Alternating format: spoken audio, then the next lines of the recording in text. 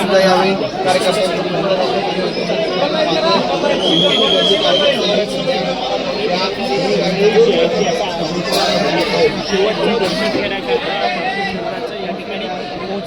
Parking service जे आहे ते काटेवाडीतल्या त्यांच्या या निवासस्थानी आणण्यात आलेलं आहे.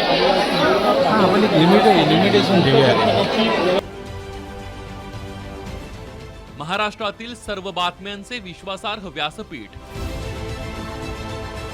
सकाळच्या सर्व सोशल मीडिया प्लॅटफॉर्मला लाईक, फॉलो आणि सबस्क्राईब करा. तसंच सर्व नोटिफिकेशनसाठी बेल आयकॉन प्रेस करायला विसरू नका.